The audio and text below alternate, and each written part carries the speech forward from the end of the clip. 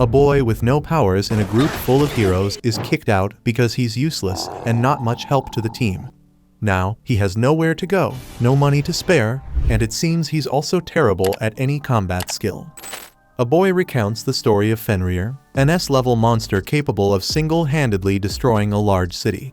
Once, a village that was constantly attacked by this beast spent all its money to hire the boy's group, the Blazing Dragon Fangs. On that fateful night, Fenrir suddenly appeared out of nowhere and flung a boy who was watching the team's movements far into the air. The leader of the Blazing Dragon Fangs commanded Bandana to spring into action. She then shot her metallic cable around the beast's body to trap it. However, Fenrir bit the cable and hurled the girl against the wall, causing a severe injury. The group's healer quickly sprang into action to restore their ally. Back in the fight, Bandana immobilized the wolf again, allowing the leader to strike the beast with his flaming sword, setting it ablaze and securing victory for the team. According to the boy narrating the story, Bandana was the Swift Ranger, Marlefis the Priestess, and Golnova the Fiery Warrior. After defeating Fenrir, the Blazing Dragon Fangs became local heroes. The boy who was removed from the fight at the outset, and who tells us about this battle, believes his story is somewhat unusual, that of a powerless man among heroes, performing menial tasks on a journey to save the world. After their well-deserved victory, the team enjoyed a hearty meal. However, after biting into a piece of meat, Golnova declared it trash and tossed it away, complaining about the village's poor food quality. The youngest boy hurried to clean up the mess the leader had made, so Golnova demanded that Kerr cook something decent for him. With a smile, the young lad assured he would handle it, while Bandana noted they should enjoy it as it would be their last meal from Kerr.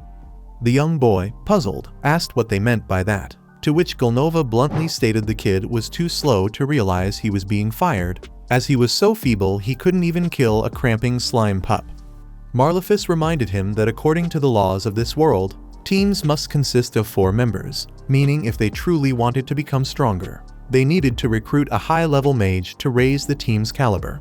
Not missing the chance for a pun, Bandana pointed out that although Kerr might carry their baggage, he was ironically the biggest baggage of all.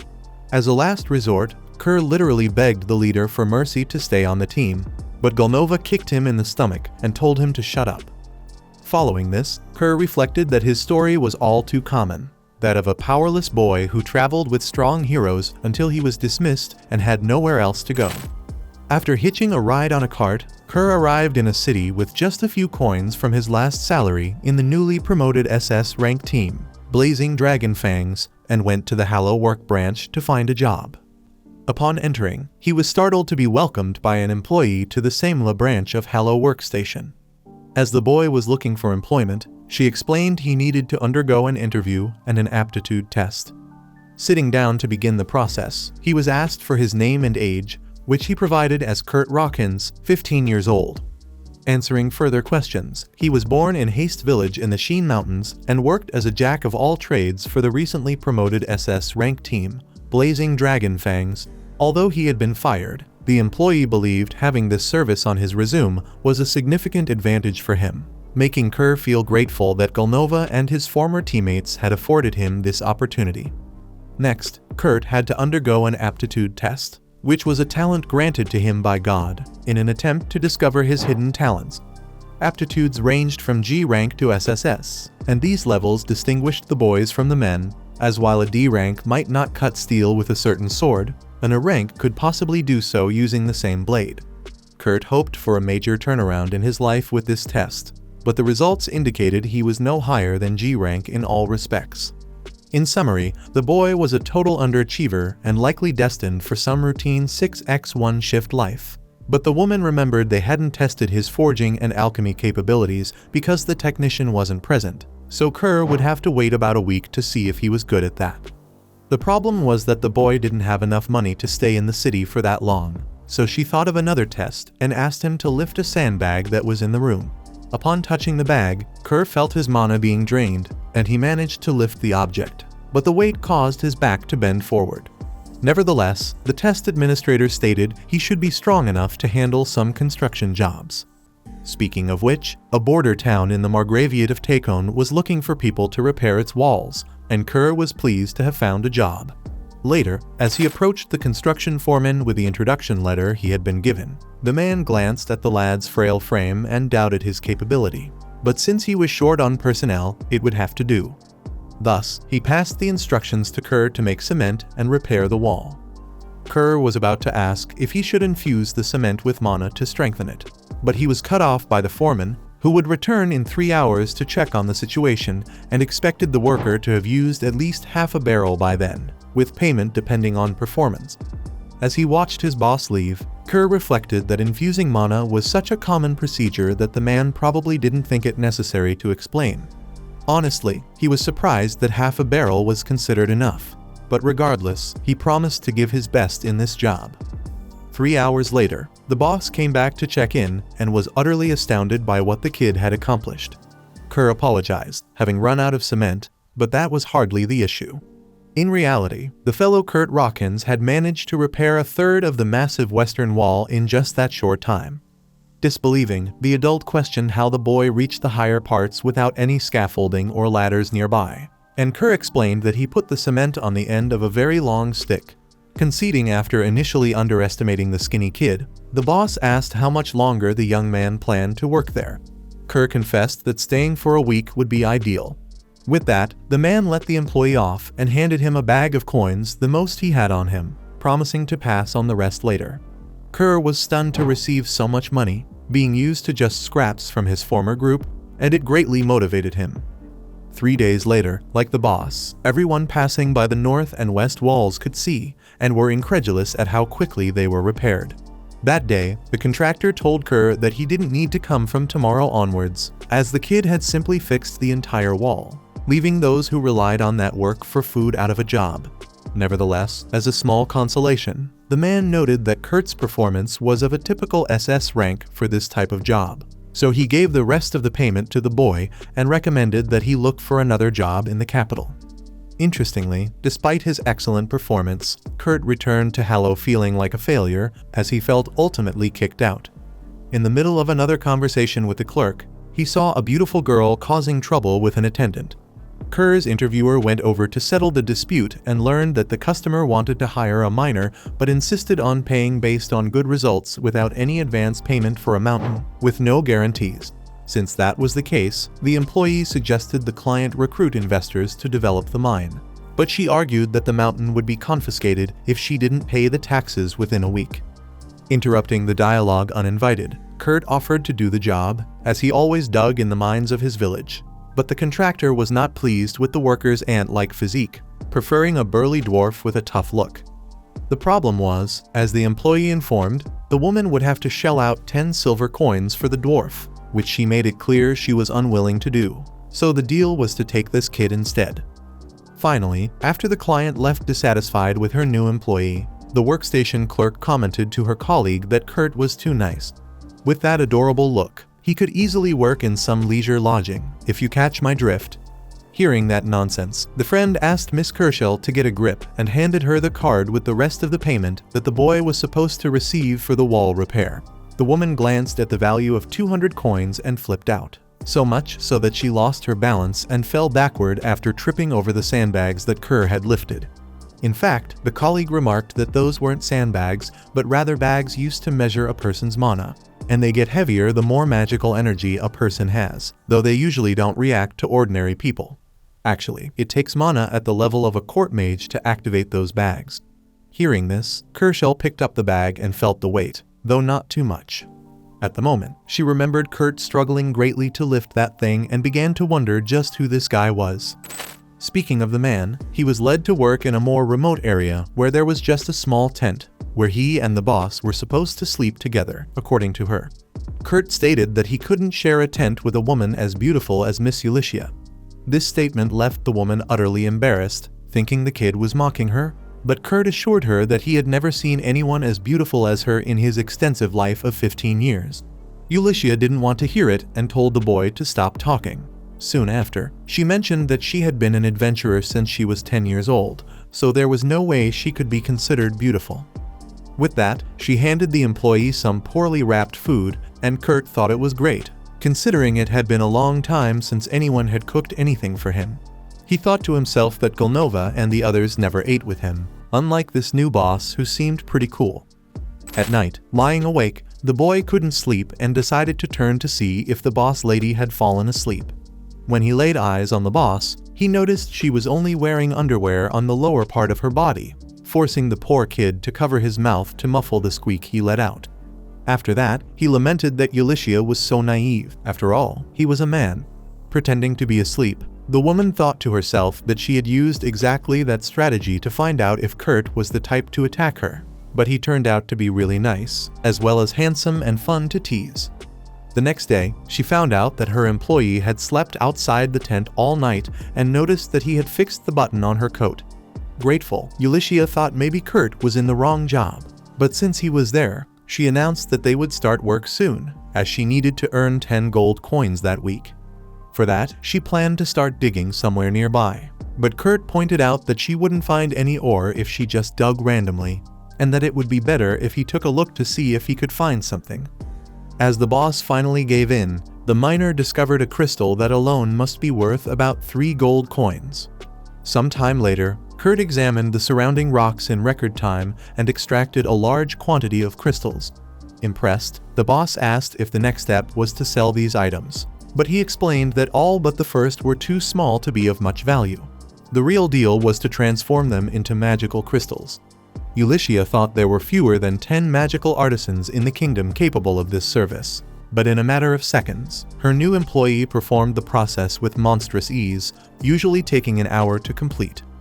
As night approached, Ulysses bid the boy farewell to sell the magical crystals and planned to return the next morning, while Kurt decided to stay and do some things around there. Watching the boy wave goodbye, the woman struggled not to melt from the cuteness of the lad. Upon arriving in town to sell the items, Ulysses was asked at the counter about the documents for selling foreign crystals, but she informed them that these were produced domestically. Confused, the soldier asked which workshop she belonged to, so she showed a necklace proving she was an adventurer directly serving the royal family. With that, she gained access to a teleportation stone to go to the capital. Since Ulysses was a former adventurer who served the royalty, these people wouldn't believe her even if she told the truth. Next, Ulysses visited a friend and asked her to buy some of the crystals. The girl assessed that the shine of one of the sample pieces wasn't very strong, so it probably wasn't worth much, perhaps about 10 silver. Ulysses had anticipated some negative surprise due to the short time Kurt needed to imbue mana into the items, but suddenly, the buyer reevaluated the crystals and decided she was willing to pay 10 gold just for that crystal, because it contained 10 times more mana than usual, and the shine wasn't strong because the crystal had been treated to prevent mana leakage from inside. Having 50 crystals, the buyer placed a bag with 500 gold on the counter without hesitation, but asked for 2 things from her friend. Firstly, she must not sell these magical crystals anywhere but in this store, as it would not be in the kingdom's interest to have such powerful crystals circulating regularly on the market. Secondly, she asked Ulysses to disclose who performed the mana imbuing process on these items, but Kurt's boss refused to provide employee information without his permission. At this, with a mild show of authority, the shop owner reminded her that she was a court mage with the status of an honorary count, meaning this was an order. However, Ulysses argued that she no longer served the royal family and did not have to obey such an order, so the friend gave up and only asked her to ensure that the responsible party did not leave the country, and to inform him that she was offering him the position of director of a royal magical technology research laboratory, with the title of honorary baron or even honorary count. After leaving the store, Ulysses tried to grasp how she had just acquired 500 gold and how that boy could become a count out of nowhere. Unable to get it out of her head, she returned to the workstation to ask Kershil about Kurt. Interestingly, the clerk also wanted to know a few things about this boy. Initially, she tried to protect the client's privacy, but when Ulysses showed her crest, the girl revealed that Kurt was from the Blazing Dragon Fangs, but had been fired and now had earned 200 gold by fixing a wall alone in the Margraviate of Takon. Speaking of money, the former adventurer asked the employee to deposit 499 gold in Kurt's account and ordered her not to divulge any information about the boy. Hours later, Ulysses returned to where her miner was and discovered that he had built a wooden house on the site in less than a day. She asked him about it, and the boy found it normal, explaining that people usually do this in his hometown. In the next moment, we see the Flaming Dragon Fangs group struggling against a gigantic creature. Golnova asks to be healed after sustaining injuries in battle, but Marlefus simply cannot do it. As he blocks the attacks from the evil tree, the leader asks if the newcomer can't use fire magic, but the boy complains that Golnova himself said he was capable of it. Overhearing the argument from outside, Bandana thinks to herself that this group is finished. Following this, Kurt is shocked to learn that they want him to be the director of the Royal Magic Technology Lab, meaning he'll receive noble treatment. Ulycia explains that the person she asked to evaluate the magic crystals serves as a royal court mage as a hobby.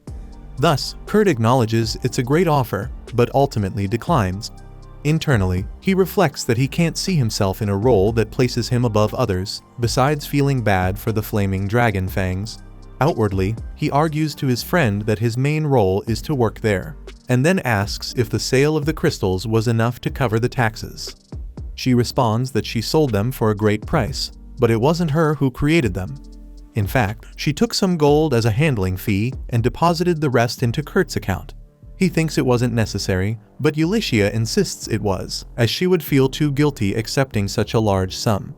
In any case, the woman plans to continue mining and counts on the young man to stand by her in this, and Kurt is immediately enthusiastic, especially since he found what seems to be a promising mineral vein yesterday.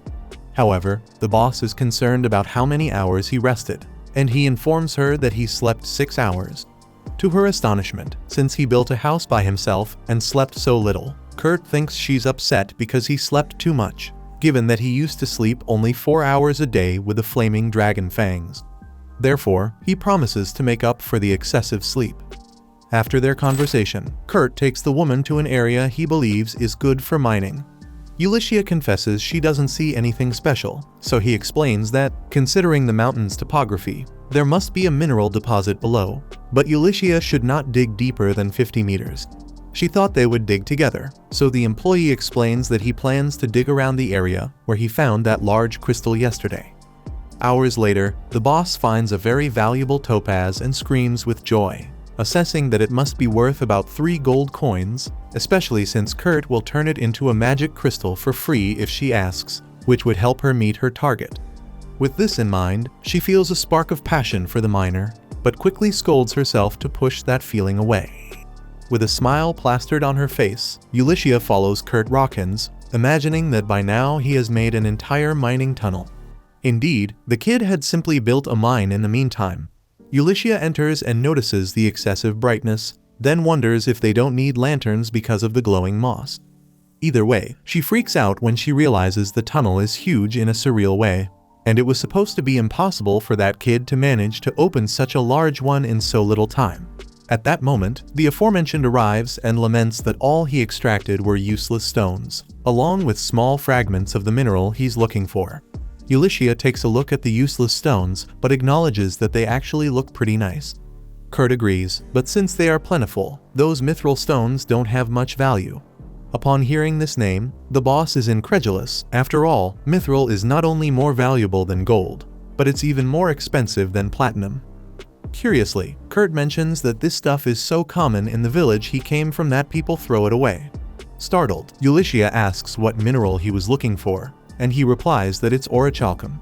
The woman recalls that this is the legendary mineral known as the Metal of the Gods, and she didn't even know it existed in this mountain. Holding a sample, Rawkins mentions that it's possible to extract this thing anywhere, but only if you can dig very deep into the soil. Now unsure what to think, the woman asks if this guy managed to dig that much in 8 hours and then return to the surface, and he responds yes, as if it were the simplest thing in the world. And not only did he open the hole, but he also closed it because it was too dangerous to leave it open. That said, she attentively observes the surroundings and notes that the employee crossed the entire mountain with his tunnel. Finally, 2 days later, Kurt finishes mining and returns to Samela with Ulycia, and the tunnel he opened was capable of connecting this city with the city of Lord Takon. Therefore, Ulycia allows members of the Merchants Guild to use it in exchange for a maintenance fee, and the woman will be able to cover the taxes with this money. At some point, while walking on the street, Kurt is approached by Bandana, who tells him that she is no longer part of the Flaming Dragon Fangs after several things happened. She recalls that one day, Golnova ate at a popular restaurant and left without paying the bill because he thought the food was terrible. When he met Bandana on the street, he wanted to know if they still had the smoked meat Kurt had made, but she remembers that the team leader ate it all. Hearing this, the man points his sword at the subordinate and orders her to bring the kid back, and that it's okay to hurt him a bit if he refuses to cook. Calmly, Bandana assures that she will do what she can and, using her speed, she borrows the teleportation crystal from the boss without asking.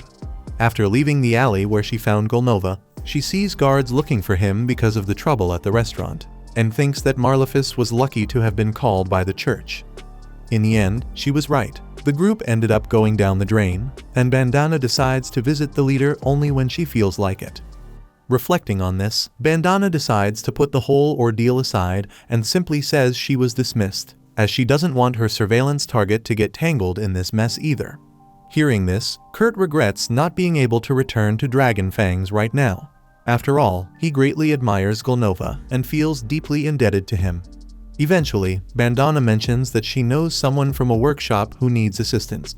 According to her, there are only 15 Eitlier Meisters with official permission in the country, and one of these significant figures is in trouble. It would be helpful if Kurt could lend a hand. Surprised and delighted to be considered useful, the young man eagerly agrees to help, and the woman gives him the address, prompting him to dash off towards the location.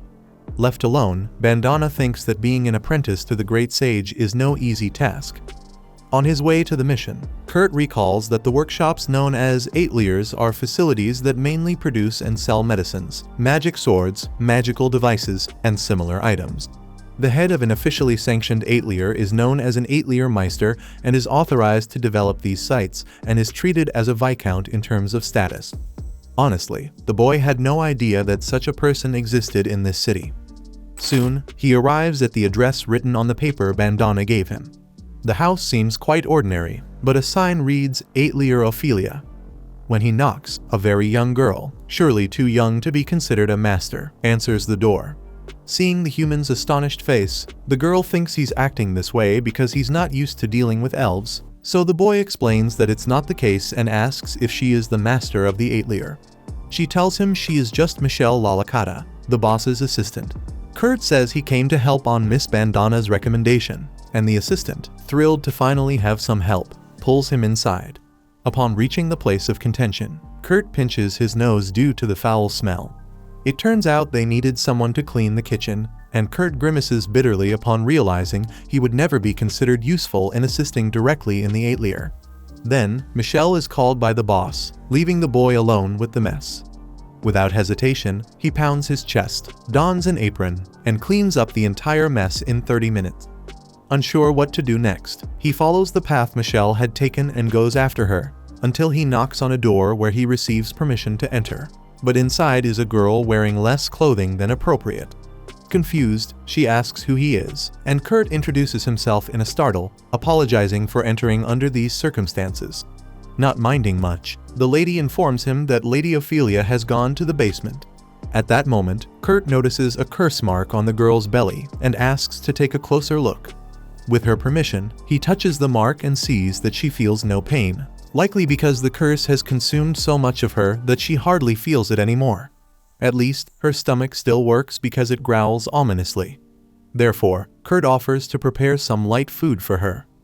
Arriving in the kitchen, he realizes he was touching the body of a naked woman and blushes, and the distraction causes him to trip over a stool in the middle of the path and fall face down. Meanwhile, Ulyssia is in a meeting with her friend from the court, wanting to know what the value would be.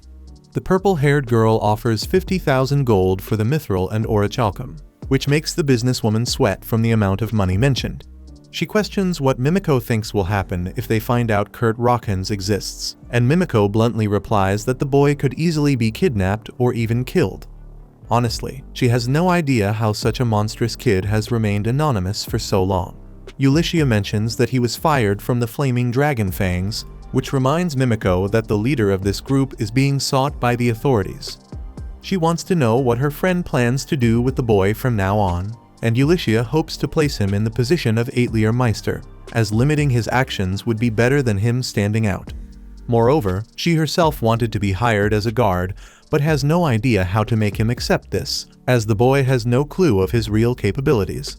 Speaking of the boy, Kurt was calmly preparing the meal until he notices the arrival of Michelle along with a tall woman, and both are impressed with the cleanliness of the kitchen. He asks if she is Lady Ophelia, which she confirms. The boy apologizes for using the kitchen without permission to make this porridge, explaining that there was a girl in the back room who was hungry. Surprised that he had met the girl, the master makes it clear that the boy should not speak of her to anyone, and Kurt promises to keep quiet. Thus, Ophelia pays him a generous sum for today's service and asks him to come back tomorrow at the same time. When Kurt leaves, the master regrets having allowed that girl to have contact with strangers, as she must do everything to prevent the curse from worsening. Then, Ophelia goes to the room of the said girl with the meal and asks her not to open the curtains the way she was doing at that exact moment, as someone might see her. Noticing that the young girl's clothing is too loose, the master kneels to see how she might adjust the pajamas, until she hears the girl's stomach rumble loudly and bursts into laughter. Then, she gets up to check if her food is poisoned, but the young girl thinks it is unnecessary, as if it was that boy who made it. Her intuition says he has a good heart and would do no harm. Besides, she is already a wreck because of the curse, and it would not be necessary for any poison to finish her at this point. Speaking of which, not knowing who cast this curse on her, the girl confesses that she has spent her life suspecting everyone. But today, at least, she would like to trust someone to the end. Having said that, she smells the delightful scent of the porridge and imagines that the cook must have added herbs. With the first spoonful, she falls in love with the flavor and feels her heart warm up. Seeing that everything is okay, Ophelia is relieved and heads to the door, until the little girl begins to feel choked and collapses to the floor. Thinking the food was indeed poisoned, Ophelia starts blaming herself for being careless, while feeling a deep hatred for Kurt Rockens. The mistress rushes to fetch the antidote, but Lies gets up and claims to have been cured for some reason. Indeed, the curse mark had completely disappeared, which leaves Ophelia extremely confused. Without delay, a man in a black robe laments to his boss because the curse was broken and promises to reformulate it. However, his superior tells him that they will not wait for that and have already decided to resort to other means. After all, Lady Lyslot needs to die by any means necessary. In the midst of this, Ophelia visits Mimico given the grave situation and notices the presence of Ulycia, the former adventurer of the royal family. Lady Lyslot removes her hood, and Ulycia and Mimico immediately kneel before the illustrious presence of the third princess. Mimico thought she was ill, but Ophelia explains that the princess was cursed by someone who wanted to take her life, as Lies is the only daughter born between His Royal Majesty and Princess Françoise, the woman he married from the east, from the Gurumaku Empire. Hence, Lyslot's existence is a symbol of peace between these two nations. Ulycia deduces from this that someone wants to destroy this peaceful relationship, and Ophelia adds that, with the end of their nation's war against the northern nation, there are certainly people who would like to provoke another conflict. Mimico gives a joyful hug seeing that the princess is well, and Lies hopes to count on her friends' help to discover who cast the curse on her. About this, Mimico assures her loyalty lies with the princess and her deceased highness, Françoise. Having said that, she is surprised that Lies broke such a powerful curse, and the monarch joyfully shares that it was all thanks to a man named Kurt, which leaves Mimico and Ulycia astonished. In light of the unexpected revelation, it became necessary to explain to the two that the princess had eaten porridge made by Kurt, breaking the powerful curse afflicting her. Regarding the culprit who plotted to take Lady Lyslot's life, considering that it's someone skilled in curses with connections capable of tampering with the palace's curse protections, Mimico has 3 suspects. Sanova Ristkatz, the first general of the Royal Expeditionary Forces, Tristan Maynolf, a bishop of the Poland Church, and Isidora Arkmana, the third queen of His Royal Majesty. Ophelia believes Tristan could have used his followers to tamper with the protections in Lyslot's room. Lies adds that her stepmother, Isidora, can move freely around the royal palace and might very well have interfered with them. On the other hand, she wonders how Sanova could do the same, so Ulycia explains that this general has connections with the Thieves' Guild, which obviously has its ways to enter places they shouldn't, and enough influence to bribe people inside the royal palace. Since it's difficult to pinpoint the culprit at this moment, Ophelia suggests setting a trap to catch this rat. For example, Liz recently turned 15 and became an adult, and tradition dictates that she leave the palace to train for a year.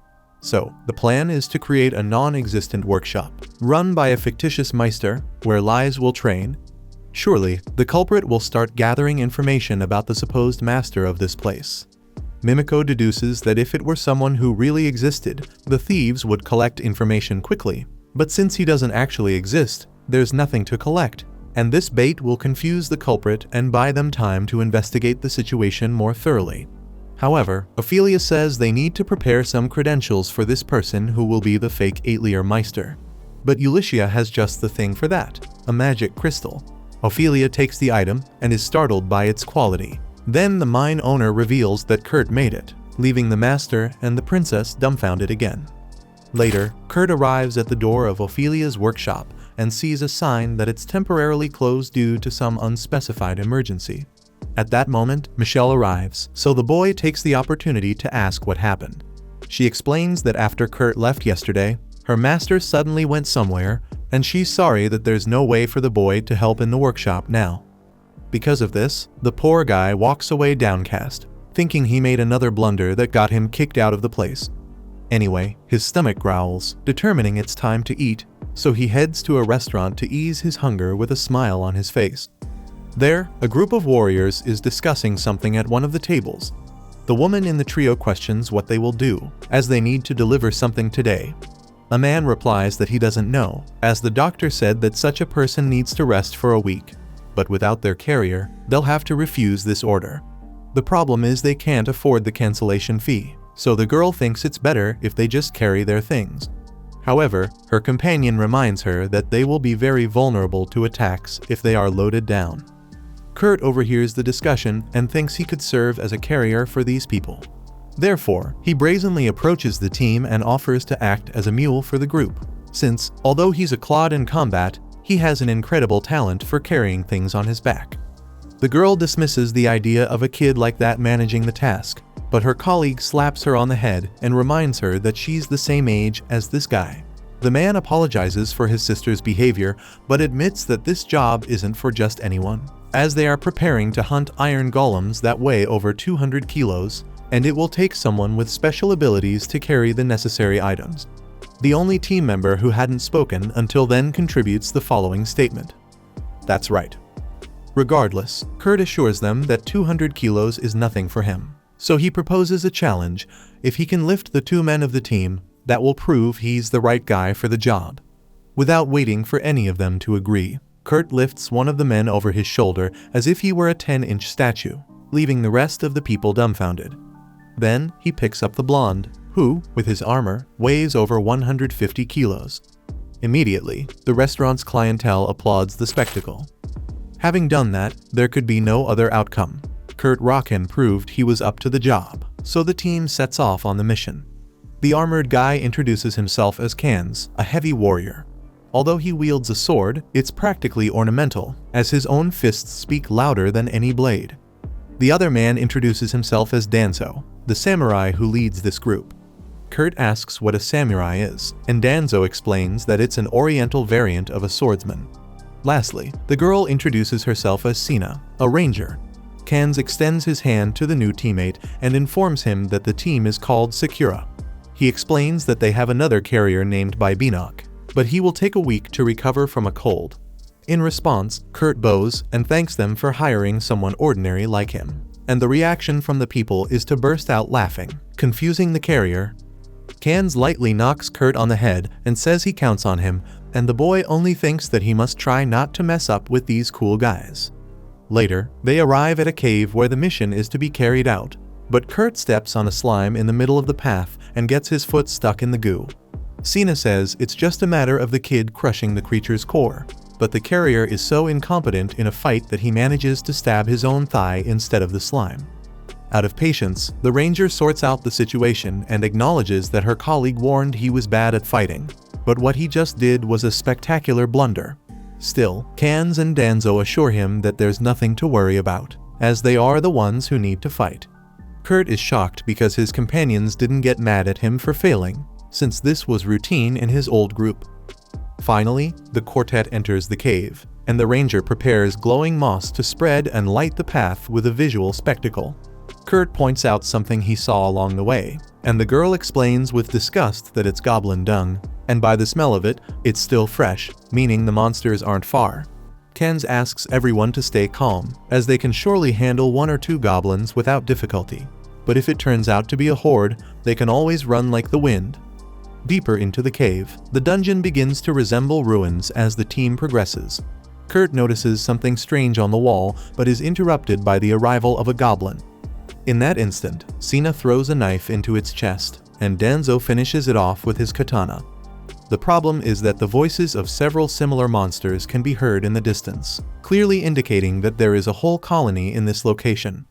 To make matters worse, they are coming from the entrance, which means one thing: there is no possibility of escape. The Sakura group must fight. Sina knows they stand no chance, but Kurt goes back to the wall where he suspected something and ends up finding a secret passage.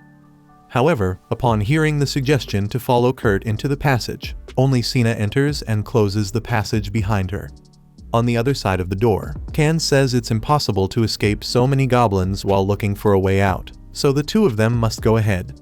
Kurt replies that he wants to stay and fight, but Sina, with tears in her eyes, yells that he can't even defeat a slime, and with that attitude, he'll only hinder Kans and Danzo.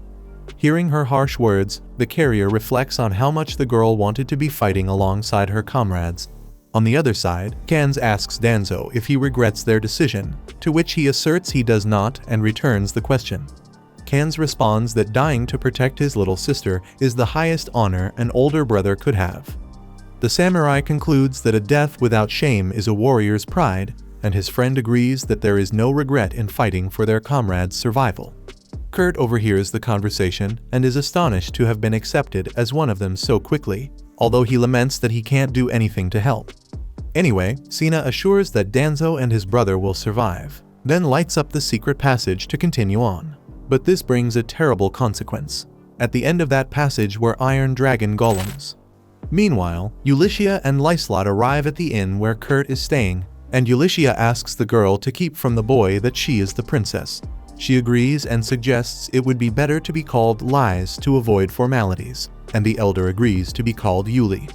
Excited to see the boy who had so charmed her, the princess bursts into his room, but her smile fades as she notices he is not at home. For some reason, Bandana was outside the door and reveals that the boy is in a cave in the northeast with the Sakura group. Yuli rushes to see who it was, but Bandana had disappeared. She fears this could be a trap, but if Kurt is indeed in this cave, and since combat training was recently completed in that region, there are risks of many surviving goblins having fled there. For this reason, Ulyssia decides to search for her companion, while Lies should stay in the city. However, the princess insists on going along. After all, it's not wise to distance oneself from the person you're protecting. Plus, she has learned to use magic as a member of the royal family and can fend for herself. Since that's the case, the protector agrees, but asks that the protected not leave her side at any moment. Some time later, the two arrive at the location where Kurt Rockins is supposedly located. The fresh glowing moss on the walls indicates that someone had indeed passed by recently, and Lies even finds Kurt's footprints, though Yuli has no idea how this girl knows they are his. Further ahead, Lies struggles to identify traces when they reach the ruins, so she activates her heightened senses ability to more effectively detect any trace of the boy's passage. At that moment, she smells the target's scent and runs in a certain direction. And once again, Ulyssia tries to understand how she remembers the scent of that citizen. As she runs toward the smell, the princess hears sounds of a fight in the distance. Then Yuli tells her to stay there and unsheathes her sword, while Lies grants her ally a physical enhancement before she leaves. In the eye of the storm, Kans and Danzo do what they can amid a torrent of enraged goblins until a third fighter appears to change the course of the battle. Inside the secret passage, Sina can't believe the bad luck they had to come face to face with such a creature, and she begins to regret having accepted this mission, as now all her friends are in danger. Feeling guilty, she apologizes to Kurt for having dragged him there. After all, there's no way they can rid themselves of such a threat.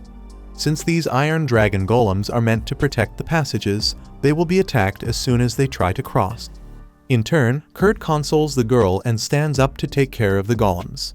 in front of the terrified girl, who doesn't understand what the heck got into this madman. Rockins approaches the golems, dodges a blow from one of them, and unscrews its tail as if it were a bolt. Then, he does the same with the monster's head, dismantling it piece by sticking his dagger into specific openings in that armor. Once he does this with all the enemies, Cena would love to know what's going on in this place. So Kurt explains that he's used to mining iron golems. Then, Ulysses reaches the two members who entered the secret passage, and the ranger recounts, with terror in her eyes, that the kid dismantled each golem as if he were playing with Lego, and even called it mining. Seeing that her partner has returned, Kurt asks her to help Cans and Danzo, but she reports that the two are alive. Then, she thinks to herself that she had heard legends about a man with a G-level aptitude in combat who, by chance, had an S-level aptitude in harvesting. According to the legends, this man used a scythe to defeat a thorny dragon, and Yuli associates Kurt's case with that legend. Finally, Lyslot arrives soon after, and her eyes sparkle at the unmatched talent of Master Rockins. After the entire team regrouped, Cans lamented not having discovered the potential goblin infestation that might have occurred in the northeast. Regardless, he and Danzo humbly thanked Lady Ulysses for her assistance. In turn, Yuli told Kurt that a new workshop would soon be established, where she would serve as the direct chief adventurer, and that he should consider joining her there. Kurt argued that he was already working with the Sakuras, but Cans emphasized that the boy couldn't afford to miss such an opportunity. Meanwhile, Yuli mentioned that she needed manpower for the workshop and invited the adventurers to join the project. At this, the two men from Sakura celebrated, but Cena remained morose in her corner. Since he was going to the workshop, Ulysses asked Kurt to take an aptitude test when they returned. With the mission resolved, everyone returned to the city, and Kurt went to the Hallow workstation, where he was greeted by Mimiko. She introduced herself as a mage of the royal court and was responsible for administering Kurt's aptitude test. She remarked that she had seen his magic crystal before, but she needed to meet the creator of that work in person. That evening, the Sakura group celebrated the successful mission and the invitation to the workshop, with the distinguished Lyslot present, although Cena remained downcast for some reason. Turning back to Mimiko, she informed Ulysses that Rockins had the following aptitudes: B rank in cleaning, cooking, and mining, and C rank for everything else. Yuli asked what the actual results were, and the mage explained that the workstation could only measure talents from G to SS ranks, meaning anything beyond its measuring capability was ranked SSS, and that was the case with this boy. Moreover, even his latent magical power was much greater than that of the royal court mage. Yuli had her suspicions, but this was proof that he was the right person to be the secret Atelier Meister. Mimiko stressed how fortunate it was that she conducted the test, because if someone else had, the information could have leaked. With that, Kershaw appeared shocked upon seeing Rockins' results on the table. Mimiko and Yuli pretended they had just discovered this as well, and noted how dangerous it would be if someone outside knew about it. So the employee covered her ears and shouted that she hadn't heard anything. Sometime later, Kurt was amazed at the speed of the carriage he was traveling in. Ulysses explained that the carriage was arranged using the special authority of an Atelier Meister, and Lies added that after all, there were no teleportation stones in the border town they were heading to. As for the town, she remembered it was a military base on the frontier of the Demon Lands, and although a new viceroy had yet to be appointed, it was a very important city that received aid from the Alliance. Danzo proudly added that they would be the personal adventurers for a newly built Atelier in such a significant city. With that said, Cans asked what they would do about Bybinok, and the samurai asked to leave that matter to him. Changing the subject, he wanted to know what this Atelier Meister was like, and seeing Ulysses struggle to explain, Cena concluded that these people hadn't hired their group for their skills, but to keep them quiet. However, if necessary, she would do everything to protect her brother and Danzo. Hours later, the carriage arrived at the wall that Kurt had helped rebuild days ago, which made him feel disheartened. Lies asked why, and he explained that he had worked on repairing the wall but was fired after 3 days. Interestingly, it seemed that not much progress had been made after the boy left the site, and Ulysses supposed that maybe they were fixing it in a different way. Without delay, the woman led her companions to a site that would serve as the base for the Atelier. The group contested that it looked more like an empty lot, so she explained that they would wait at the inn until everything was ready. With that said, she questioned whether Kurt could build the 8-layer on his own, a question that left the Sakura group dumbfounded. Kurt explained that he could manage if it was a log cabin, but building an 8-layer in a day seemed crazy. Kans, Danzo, and Sina agreed that it was the craziest thing they had ever heard. Then Kurt added that he would need 2 more days to complete the work, which again left the Sakura speechless. Yuli explained that the young man could take as long as he wanted, and that he would have the necessary materials for the job. Given that, Kurt made a list of everything he needed and handed it to the woman, with items like amethyst, sapphire, and griffin feathers.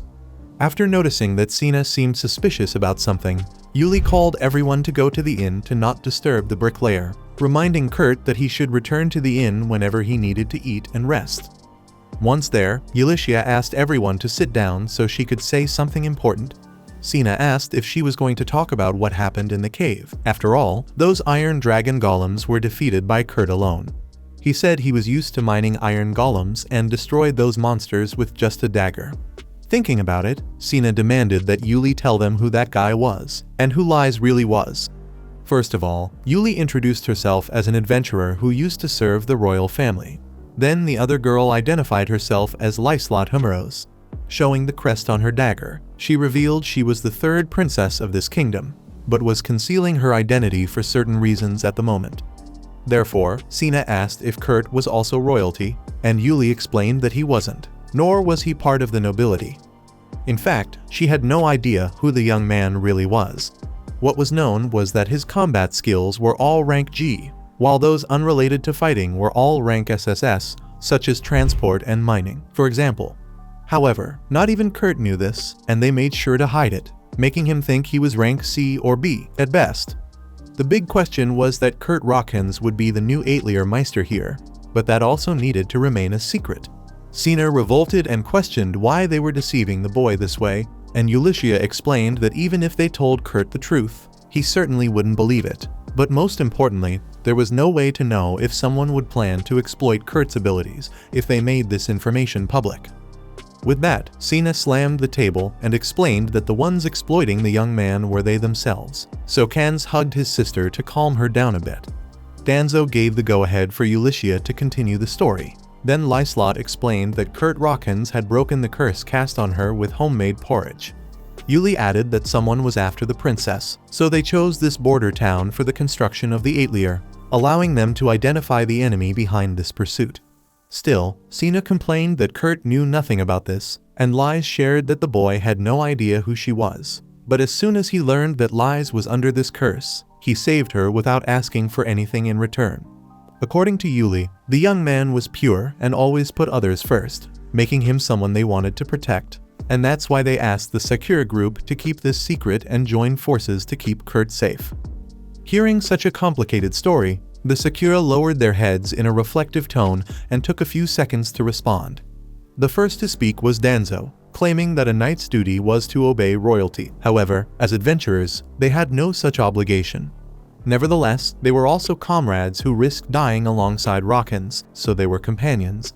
Kans fully agreed and added that they didn't need reasons to help friends. Lastly, Sina was undecided. After all, they had known these women for a very short time to swear their swords to them this way, so Yulicia argued that she herself had only known that boy for just 6 days.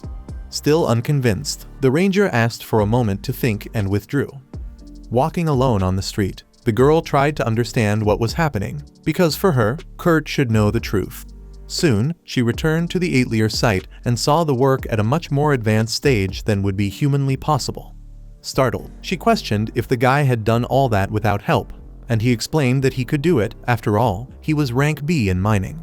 Knowing that no rank B would be capable of doing that, Sina let it go and commented that the young man was really incredible, which he didn't understand since in his hometown, it was common to build dozens of houses every day, so he kind of still felt slow, actually. Sina asks the boy if he doesn't mind being burdened with all the work like that. He explains that he doesn't feel put upon. Actually, he's happy to work and feel useful to someone, considering he was called useless by his former teammates every day until they kicked him out of the team. Hearing this, Sina recalls Yulicia mentioning that Kurt was a pure-hearted boy, and she begins to understand his perspective better. With that, the adventurer firmly declares that she and Kurt are officially friends from now on. Meanwhile, Danzo is sitting on a park bench when a carriage stops in front of him. Seated behind him and working as an informant, Bandana claims to have uncovered most of the details. Bibinak, also known as the Man of 1,000 Faces, accepts missions from villains before infiltrating a group of adventurers. Essentially, he's a scoundrel who has ruined many groups, but it seems he accepted this last mission specifically to take down Sakura, as a rival group is resentful that Sakura took a job they wanted. Bibinak was sent because of this, and the details of the situation are on the paper Bandana handed to the samurai. That night, in a tavern in the city of Samala, a man is harassing a waitress in a demeaning manner, and after failing to get anything from her, he grumbles to himself that he hadn't counted on the survival of the Sakura scoundrels. He also heard they were employed at a workshop connected to the third princess. Thus, if he could crush those rats, he would profit immensely. Seated behind him, Danzo comments that it sounds like a very profitable plan, and the man bursts out laughing in vanity, agreeing since there's no shortage of clients willing to tarnish the little princess's achievements. As the man finishes his sentence, he finally realizes he's been talking to none other than Danzo, who asks if Bibinak isn't drinking a bit too much to celebrate his recovery. In the face of the situation, Bibinak dashes out of the tavern, outraged that the samurai discovered his plan. Suddenly, he trips over a cable that was deliberately placed in his path, and then the adventurer appears with his katana, acknowledging that his former companion was always cunning, so it was impossible he didn't know about a goblin colony. Bibinak swears he knew nothing and pleads on the grounds that the two had been teammates to be spared, yet Danzo brandishes his sword and points it at the man's neck, making it clear that the former Sakura bearer must not come near those who are considered true friends of the samurai, otherwise, he will be cut in half without ceremony. Watching the conversation, Bandana reflects that he wished Danzo had finished this target who could become a threat again in the future. Suddenly, two hooded men appear and take Bibinak away. Bandana notes that they seem to be members of the Phantom, the intelligence unit of Mimiko, the third court mage. At that moment, she receives a letter via a crow talking about Marlefist. Bandana feels sorry for them, but as her master made clear she should ignore that woman, she decides to head for Kurt Rocken's hometown. In the next scene, in some mysterious and dark place, at the back of a tunnel, Marlefist, the priestess of the blazing dragon fangs, lies on a huge magical circle, apparently too weak to stand up. Days later, Kans and Danzo gaze at a marvelous landscape and wonder if it's reality or fantasy, considering that just 3 days ago, it was a vacant lot, and now it seems like a portal to another world. Nearby, Sina notices a papamomo tree in the garden, so they should have delicious fruits only next spring, but for some reason, the tree is already bearing fruit. Meanwhile, Liz runs through the backyard announcing that this will be the love nest between her and Master Kurt. Soon after, seeing that their friends have entered the workshop, Kurt regrets not having had time to prepare a proper welcome, but Yuli assures him that what they've seen was already quite pleasing. Nevertheless, she would like to take a look inside the structure, so the stonemason first shows the entrance. Then, the 2 floors underground. Besides that, he shows that all the water in the mansion is created there. Amazed, Ulysses asks what the devil is that tank-like device, and the boy tells her he transformed the sapphires he requested into magical crystals, using them to create a water-generating engine. He also made quartz magic crystals for lighting. The magical power is stored in the amethyst and should stay lit for a year straight, even if you leave the power on all the time. Next, the boy shows the bedrooms where everyone will sleep. The pillows and blankets are made from the griffin feathers he requested, and Liz celebrates as she smells Master Kurt on one of them, even though Yuli tries to explain that the smell comes from the griffins. Next, Kurt shows the Atelier Meister's room and takes the opportunity to ask when he will arrive. Ulysses makes up that the master is very busy and his arrival has been delayed, then asks where the stonemason's room is. He replies that, since he's responsible for menial tasks, he thought of sleeping in the small resting area next to the kitchen. Seeing that the boy seems willing to sleep in a pigsty because he considers himself useless, everyone tries to convince him to sleep in the room he built for the Atelier Meister until the real owner arrives. 2 hours later, the group finally convinces the boy to stay there for now. Done that, Ulysses asks if he can put a curse barrier around this mansion. However, as the boy confesses that this is a bit difficult, the woman uses the anti-curse talismans that Mimiko gave. Now, for Lyslot's room, which is the most important, she thinks about some special protection. Suddenly, Lys rushes out of her room and scares the poor woman, thinking it was Kurt there and inviting him to her bed. Annoyed, Yuli asks where this girl learned such things, then Lys asks back if her friend is jealous by any chance. Losing all composure, the businesswoman pretends she's not. Although it's obvious, nevertheless, she remembers that Kurt is pure and innocent, so Lys should approach the guy gently. Speaking of which, the talented Rockins is busy preparing a meal for everyone in the kitchen, when Lys walks in wearing a provocative waitress outfit to help with whatever is needed. Yuli steps in to question which part of taking it easy the princess didn't understand, especially while wearing such an indecent outfit. On that note, Kurt admits he also found it a bit odd, but Lys herself had claimed that this attire was common at her home.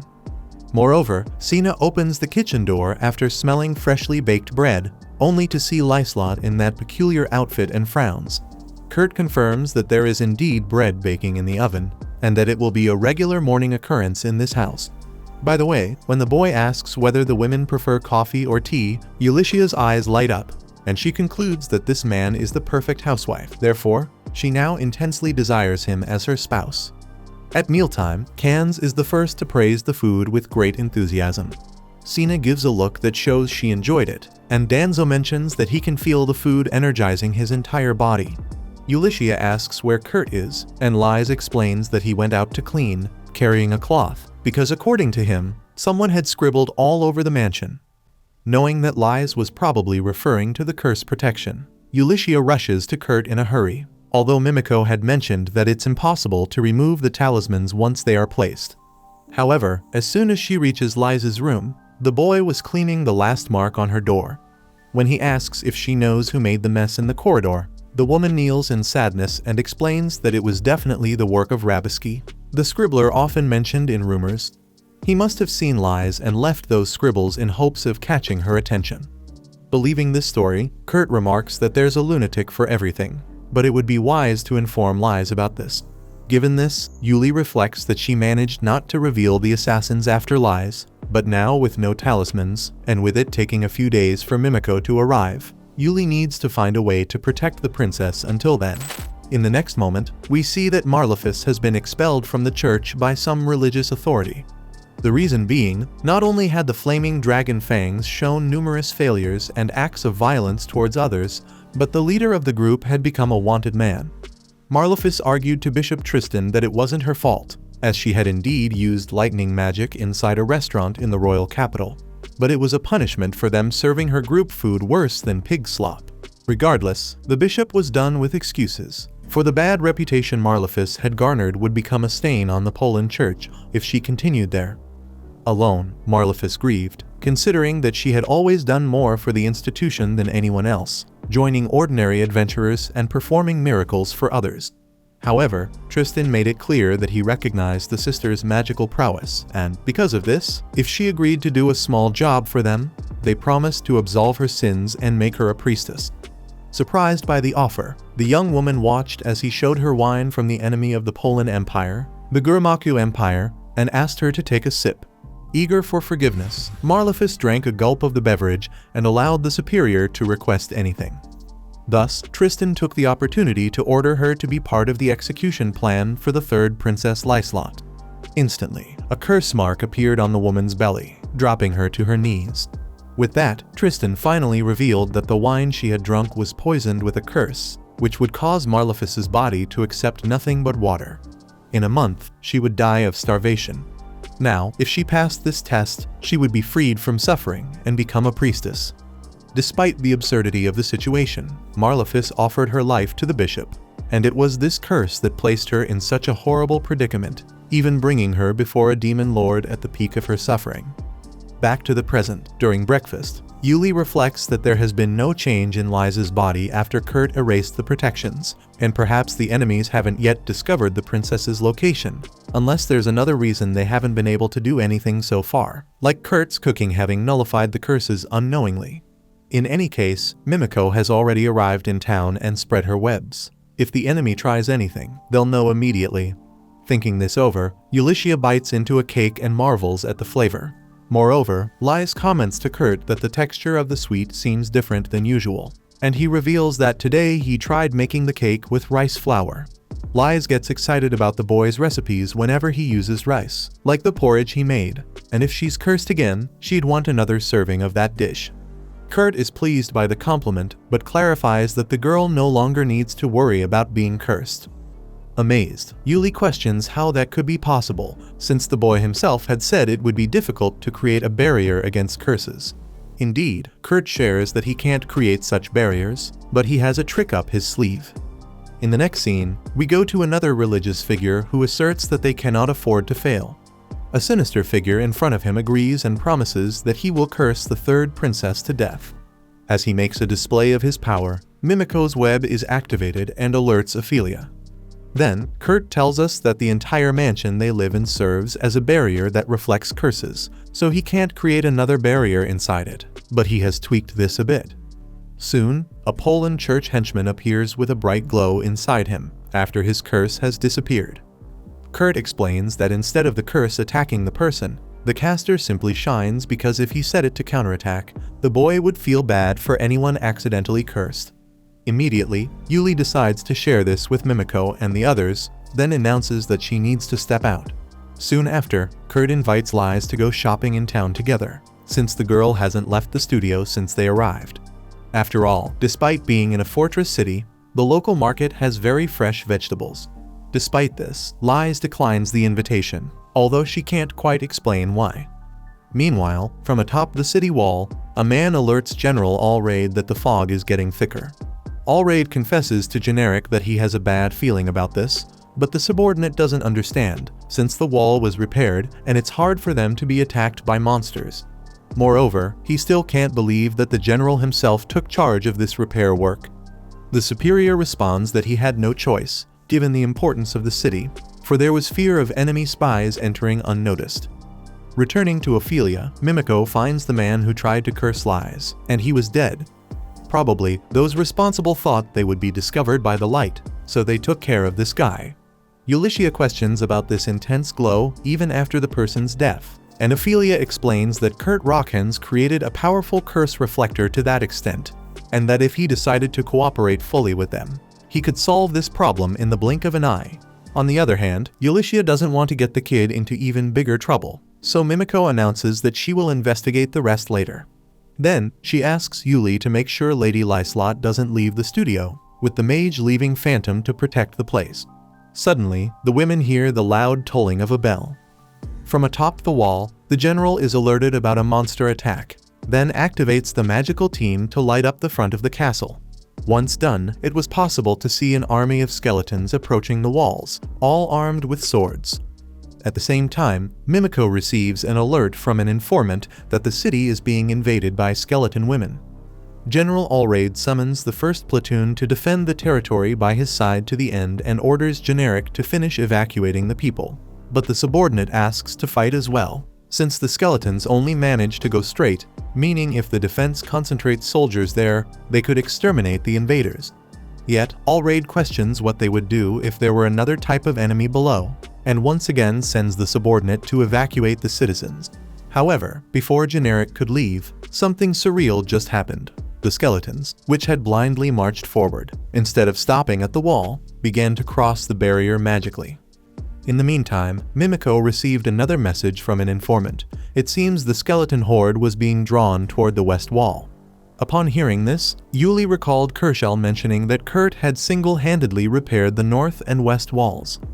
Generic asked what on earth had happened to that wall, and Allraid tried to figure out if that kid had tampered with the wall in some way. Back with Marlefus, the demon requested that she not die just yet. Impatient, he revealed that the first wave had failed, but for the second and third, he planned to use the woman's magical power to summon the monsters. Marlefus struggled to understand how a bishop of the church could have forged a pact with a high-ranking demon to kill a princess.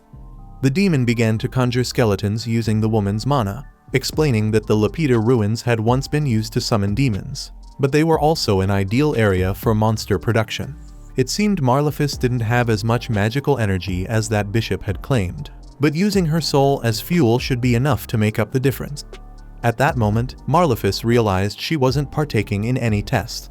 She had simply been deceived by the church. In the morning, Ulyssia warned Kurt that the city was surrounded on all sides, and they couldn't call for reinforcements because flying monsters prevented it. Lies expressed concern for the secure group, as they had not yet returned from troll hunting. Yuli reflected that, according to information from Phantom, the monsters were coming from the Lapeter ruins to the west. The knights were devising a strategy, but had to be cautious due to the number of enemies.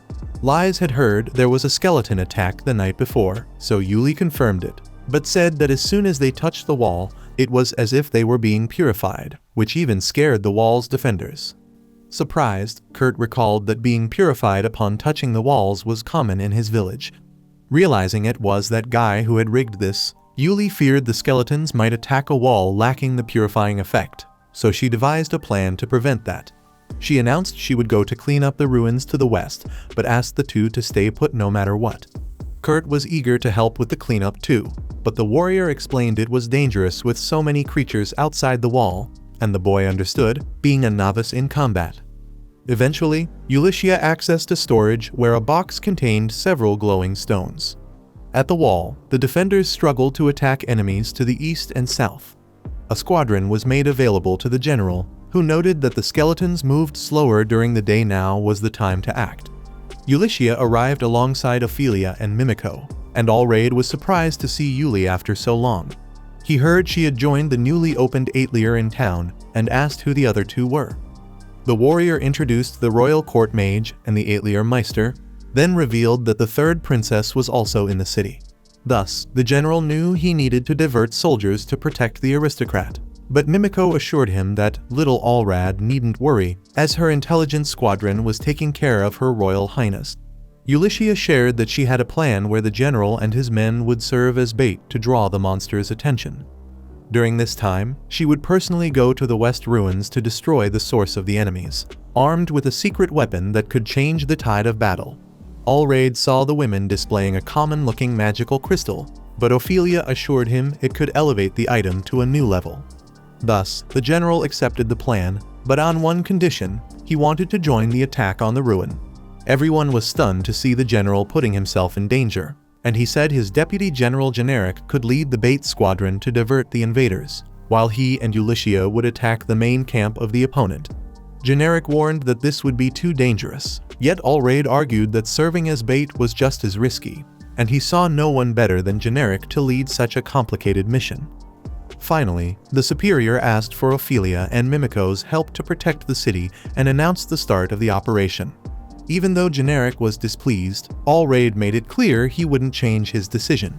Grumbling that the boss was always like this, the deputy prepared a drink for the two, as it was tradition among them to share a cup and then break the utensil as a way of saying farewell. But this time, the man threw the drink away, ensuring it wasn't a goodbye, but rather a see you soon, as they both would survive and return to pour the general's favorite brandy into these cups. At the Atelier, Kurt sighed while sweeping the yard. Then, he entered the mansion and pondered that the old man in his hometown always said that putting your heart into wrought iron gives you a chance to reflect on yourself. Thinking about this, the boy concluded that Lord Danzo's blade had an incredible edge, and while working a material in the forge, he wondered if he could make a smaller version of that weapon to aid in the war. Indeed, Rockhans felt lost with everything he had experienced, as after being fired, he had been accepted by another group but had proven useless in combat once again, and now his friends were in danger again. Speaking of which, the next wave of skeletons reached the city gate. Beside General Allraid, Ulyssia took the magical crystal and asked everyone to cover their eyes when she threw the item. Having said that, the woman hurled the stone at a monster's forehead. Then an explosion of light engulfed the outside of the wall and simply made every creature threatening to invade disappear. Allraid was astounded by the secret weapon from the Atelier, while Mimico emphasized atop the wall that this magical crystal could purify demons and undead in an instant. With the enemies destroyed, the gate was opened, and Generic summoned his battalion to begin the plan, while Allraid and Ulyssia headed for the ruins. As Kurt Rockhans progresses in forging a short sword, doubts creep into his mind, and he questions his own talent. Although he's been told that his blacksmithing skill is ranked B, This weapon seems more like a D-level effort. Lady Lyslot opens the door and announces that the rice is ready, then asks if it was Kurt who made the sword. He confirms but admits he got lost in thought and accidentally imbued it with mana. When the girl asks to hold the blade, Kurt explains that if you hold it unsheathed above your head, it will activate a spell. Lys is quite taken with the weapon, prompting the blacksmith to gift it to her, which brings a smile to the girl's face. However, Kurt senses that her smile is forced, and he begins to wonder if he can continue to ignore Lyslot's true feelings. Regardless, the boy gathers his courage and asks if someone is out to kill the princess, and she lowers her head in sorrow that Kurt has figured it out. In that moment, Rawkins confirms his suspicion. Lady Lyslot is afraid. Lys admits feeling guilty that Kurt and Yuli are facing so many troubles.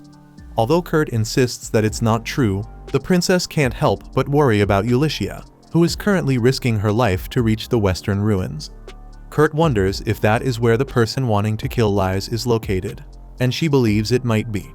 The boy recalls that Ulyssia was supposed to clean up that area, which reminds him of something that happened when he was still part of his old group. One day, Kurt tried to persuade the former leader not to scribble in the ruins, but the man was determined to leave a message. The great Gulnova was here. Eventually, Marlefus shocked the guy to make him stop the foolishness. With this in mind, Rawkins concludes that ruins are perfect for those who enjoy scribbling things, and the culprit behind this must be the notorious scribbler Rabiski, meaning Ulyssia set out to defeat Rabiski. Realizing this, the poor boy laments his inability to fight to protect someone precious to him. When Lyslot hears that she is precious to the boy she likes, she nearly has a heart attack, so Kurt quickly adds that Yuli and his friends from Sakura are also very dear to him, which somewhat dampens the girl's excitement. Setting that aside, both are frustrated by their inability to fight, and unable to bear this feeling of helplessness any longer. Kurt proposes that they head to the western ruin. Lys remembers that monsters are surrounding the city from 8 directions, so Kurt suggests they find a 9th. Speaking of the ruin, Ulyssia and Allraid find themselves surrounded by a horde of skeletons, with the woman feeling that something bad is about to happen.